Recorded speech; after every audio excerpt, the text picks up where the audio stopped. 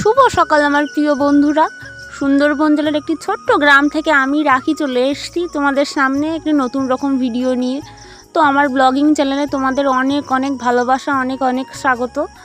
তো আশা করছি বন্ধুরা তোমরাও সবাই খুব ভালো আছো, আমিও খুব ভালো আছি। তো আজকে সকাল সকাল চলে আসলাম। আগের দিনকার যে জামা কাপড়গুলো ছিল সেইগুলো এখন বার করে নিয়েছি রৌদ্রে দিয়ে দেবো বলে, সেগুলো কালকে শুকায়নি সেই জামাগুলো। আর আজকেও কিছু কাচবো, সেগুলোও মেলবো। তো এখন বালাপোষটাও আমি রৌদ্রে দিয়ে দিয়েছি বন্ধুরা। তো তোমাদের সাথে কাজ করতে করতে কিছু গল্প আমি শেয়ার করি, কিছু কমেন্টের উত্তর আমি তোমাদেরকে দেবো।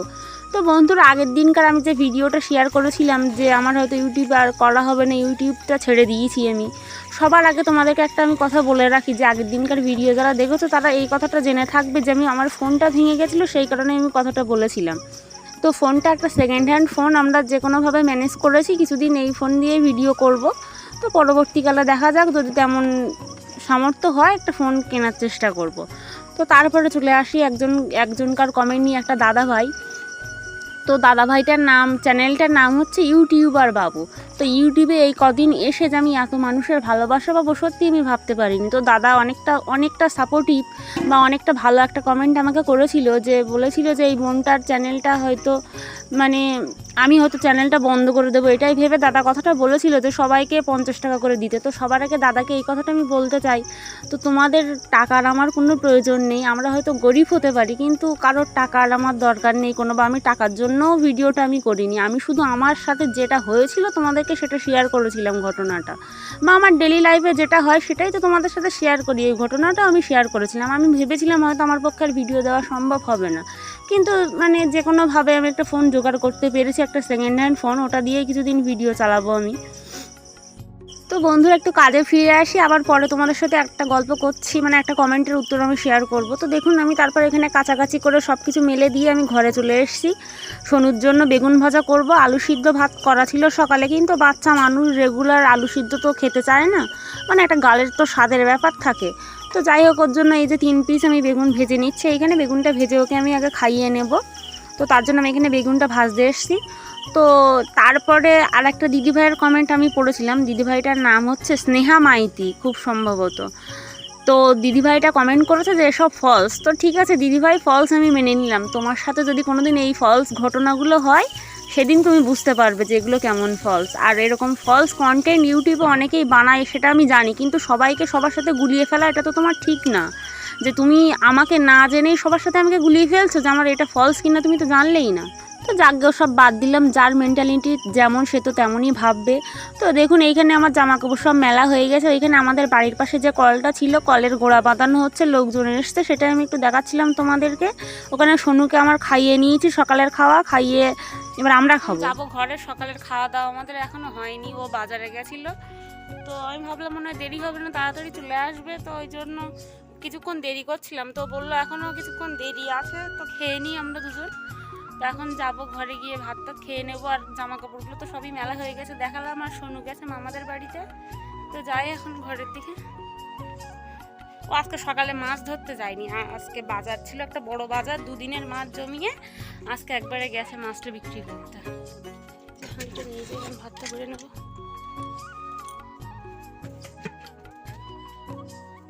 পেঁয়াজ কাটছে ও থালাটা ধুয়ে নিয়ে একবারে ভাত ধরে রাখতাম।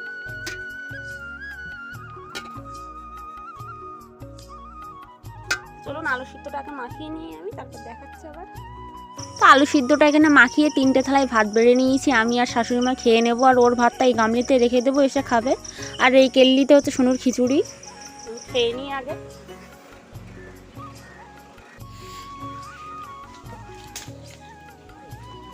কি মাছ? সব কটাই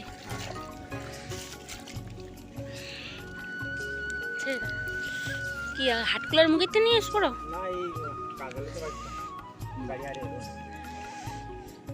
সে টোটোয় বিক্রি হতো সেই মাছগুলো।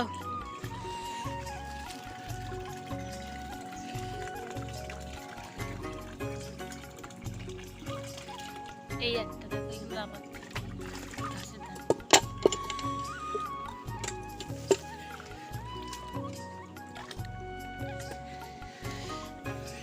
তো আমাদের পুকুরে আজকে ছাড়া হলো ওই জাপানি পুঁটি মাছের বাচ্চা। এগুলো সব বড় হলে খাওয়া হবে। এই যে দেখুন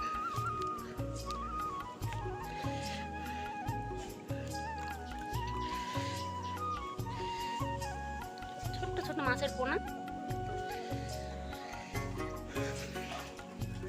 তোমার শ্বশুরমশাই বাজারে গেছিল, শ্বশুরমশাই বাজারের ধারে কাজ করছিল, তো ওখান থেকে ভ্যানে আসছিল বলে বাড়ি এসছে ছুটে মাছগুলো পুকুরে ছাড়বে বলে, তো এসে ছেড়ে দিয়ে গেল, আবার কাজে যাচ্ছে। তো খেয়ে এক্ষুনি উঠলাম আমি, বাবা প্রচণ্ড ঝাল লেগেছে, আলু সিদ্ধ তো ঝালটা বেশি দেওয়া হয়ে গেছিল বাবারে।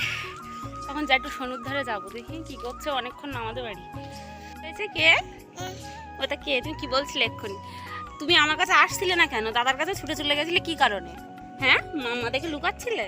ও মামাদের বাড়ি ছিল, ওর মামার হলে আর কাউকে লাগে না, মামার কাছে ও খুব ভালো থাকে।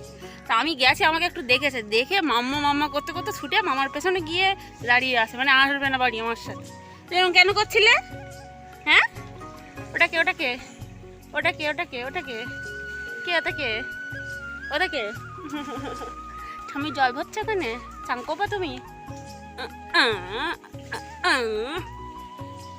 বাবা কোথায় শোনাই? বাবা কোথায়? কোথায় গেছে বাবা? কোথায়? ওইখানে। বাবা আসিছি তোমার পড়বি কিন্তু শোনাই।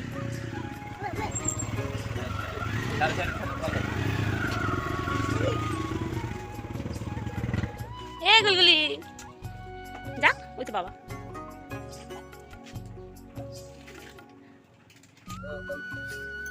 দুপুরবেলা কি খাবো? হ্যাঁ, আলু দিয়ে ছাই গরম মশলা দিয়ে একদম টাইট টাইট করে রান্না করলে আর খেতে ভালো লাগে না ওর। তো খেয়ে নিক, তারপর যা বাজারে। তাহলে খেয়ে উঠে যাও বাজারে। সব কাটা হয়ে গেছে তো। তো এখানে আমার উচ্ছে ভাজা হয়ে গেছে, আর আলু বসাবো, আলু ভাজাটা বসাবো। আলু নিয়ে আসলাম, আমার শাশুড়ি এখানে কেটে দিয়েছে দেখলেন তো। আর এদিকে সোনু আর ওর বাবা গেছে ডিম আনতে দোকানে, তার মধ্যে আমার ভাত বসিয়ে আলু ভাজা উচ্ছে ভাজা হয়ে গেছে। আমি তো ভাবলাম দোকান ধরে আনতিস তোরা দুজন শোনাই। হ্যাঁ, কতটা ডিম এনেছিস? এতটা দেখা দা, কতটা দেখা, এতটা উঠি বাবালে।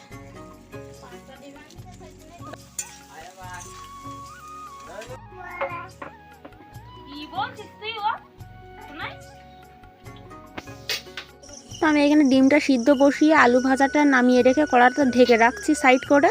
এই যে দেখুন ডিম এনেছে, ডিমগুলো সিদ্ধ বসিয়ে দিয়েছে ছোটো হাঁড়িতে করে, ডিমগুলো সিদ্ধ হোক। আর এখানে ভাতটা হচ্ছে, ভাতের পাকে আসতে জলেই না। আলু এখানে ভাজা হয়ে গেছে পুরো। আর এই যে গরম মশলা নিয়ে আসলো, আর এইখানে এই যে রসুন, পেঁয়াজ, রসুন, লঙ্কা সব কাটা আছে।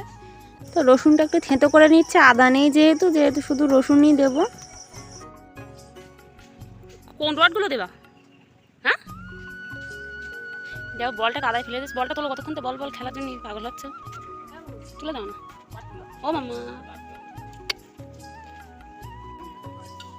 এইখানে ফেরিয়ালা এসছে কিছু, এই যে রড, তারপরে আরও লোহার রাতিপাতি কিছু জিনিস ছিল, এগুলো সব দিয়ে দেবো। বাড়ির মধ্যে শুধু বসলা হচ্ছে, আর কিছু না। ওই ওই ফাঁকা জায়গাটা নিয়ে যাও। পাচ্ছি শুনো, যাবা? ও যাবা, নিয়ে যাও। কোথায় যাবা? হ্যাঁ, এই শালা ফাজিল, ওইখানে যাবা? তো বাবা নিয়ে আসছে, দাঁড়াও। টাপা টাপা।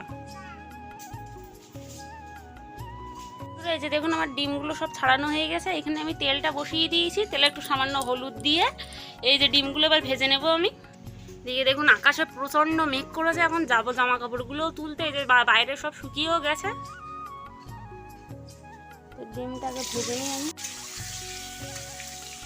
এই যে ডিমগুলো তুলে নিয়ে এবার রসুন কুচিগুলো দিয়ে দিচ্ছি।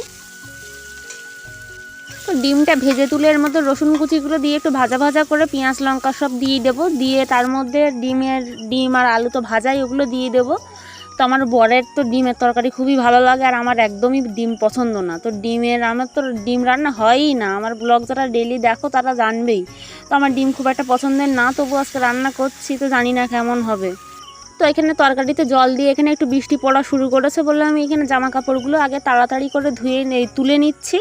নিয়ে এখনও রান্না বসানো আছে, রান্নাটা কমপ্লিট হয়নি, এখন আবার যাব ঘরে। তো আমার শরীরটা এমনি আজকে খুব একটা ভালো না, কারণ কালকে জ্বর এসেছিলো রাত্রে, তো ওষুধ খেয়ে যাওয়া একটু ভালো, মাথাটা টিস টিস করে যন্ত্রণা করছে। তো জ্বর থাকলে তো জানেনি শরীর তো এমনি ভালো লাগে না, তবু এনার্জি নিয়ে কাজগুলো করছি, কাজ তো করতেই হবে, না করলে আমার কথা বাদ দিন, যেহেতু একটা বাচ্চা ছেলে আছে তার তো টাইম খাওয়া দাওয়া লাগে। তো আমার ছেলের জন্য আমাকে যত কষ্ট হোক উঠে দাঁড়িয়ে কাজ ঠিক করতে হবে। তো এইখানে ওদের কাজ চলছে, ওগুলো বিক্রি করছে। বৃষ্টি পড়ছে আমার, এই যে দেখুন অল্প অল্প, বুঝতে পারবেন না ঠিক, তো এই যে এইটানার যা যা ছিল সব কিছুই তো তুলে নিয়েছি। আর ওই ভেতরে ছাঁচির ওইখানটা, ওইখানে কিছু এখন আছে, ওগুলো থাক, ওগুলো পুরোপুরি বৃষ্টি সবসময় পায় না।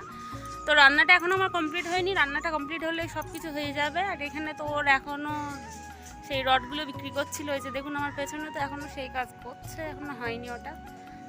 তারপর দেখুন বৃষ্টির মধ্যে চলে গেল, দুধ এসছে, তাই ডাক দিল, তাই দুধটা নিতে চলে গেল, এই যা নিয়ে আসছে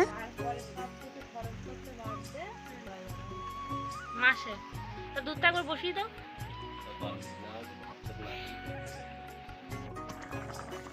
তরকারিটা এখানে হয়ে গেছে পুরো কমপ্লিট, এখানে ভাতটা হয়ে গেছে। ঝোল টেস্ট করলে কেমন লাগলো বলো? এই তো মামি মাঠে গেছিলাম, মাটির থেকে এসে একটু বসে গল্প করছিল, ওই বলছিল মাম্পি ক্যামেরার সামনে আসতে চায় না, সেটাই ওই নিয়ে একটু হাসাহাসি করছিলাম। তো আমার এখানে তরকারি হয়ে গেছে, গরম মশলা দিয়ে নামিয়ে নেব। এখানে ভাতটাও ফ্যান উঠিয়ে উপর করে নিচ্ছে আমি। তো স্নেহা মাইতি দিদিভাইকে একটাই কথা বলতে চাইছি, তোমাদের মতো কিছু মানুষের জন্য, এখন কিন্তু মানুষের জন্যই আজকে মানুষ কিন্তু মানুষকে বিশ্বাস করতে খুব ভয় পায়, জানো তো। আমি একটা মানুষ ক্রাইসিসে পড়ে ভিডিওটা করলাম, তুমি পুরো ভিডিওটা ফেক বলে দাবি করলে, তো সত্যি দিদিভাই তোমাদের মতো মানুষের তুলনা হয় না। তো যাই হোক, এখানে আমি তরকারিটা নামিয়ে নিয়েছি, যে দেখুন ডিমের ঝোল আর আছে তিতা উচ্ছে ভাজা করেছিলাম, আর ওইখানে তো দুধ বসিয়েছি দেখলেনি, আর সব কিছুই আমার হয়ে গেছে রান্না বান্না। এখন যাব এগুলো ধুতে, এই যে যাচ্ছে আমি দেখুন ধোয়ার জন্য, সব কিছু ধুয়ে নিই আগে। তো এখন আমি এখানে এগুলো ধুতে এসেছি কলপাড়ে, এগুলো ধোয়া হয়ে গেলেই আমার সব কাজ আজকে হয়ে যাবে। তারপরে সোনুকে নিয়ে এসে চান টান করে উঠবো একবারে। তো এমনিতে বৃষ্টি পড়ছিল দেখলেনি, একটু একটু করে বৃষ্টি হচ্ছে, আর সব জায়গায় শুধু কাদা প্যাচ প্যাচ করছে, মানে এই বিরক্তি লেগে কাদায়। একবারে বড় বৃষ্টি হয়ে গেলেও তো সব ধুয়ে গেল, ঠিক আছে একরকম, কিন্তু এই ছোট ছোট বৃষ্টিতে আমার খুব বিরক্তি লাগে। তো যাই হোক, ইউটিউবে এসে যে এত ভালো ভালো একটা দাদা পেয়েছি, এটাই আমার অনেকটা আনন্দের। অনেকেই ভালো কমেন্ট করো আমাকে, অনেকেই আছো, তো তাদের সবাইকে অনেক অনেক ধন্যবাদ। তো বন্ধুরা এখন যাচ্ছি দেখুন ওই বাড়ি, এসে লেবু কেটে নিয়েছি বাটিতে একটা, লেবুটা সঙ্গে খাইয়ে ভিডিওটা আপলোড বসিয়ে তারপর চান করবো। তো আজকের ভিডিওটা এই পর্যন্ত এন্ড করছি, দেখা হচ্ছে নতুন একটা ভিডিওর সাথে। আমাদের সবাই ভালো থাকবেন, খাও। চাং কবি না, ভেগুত ভেগুত ভেগুত।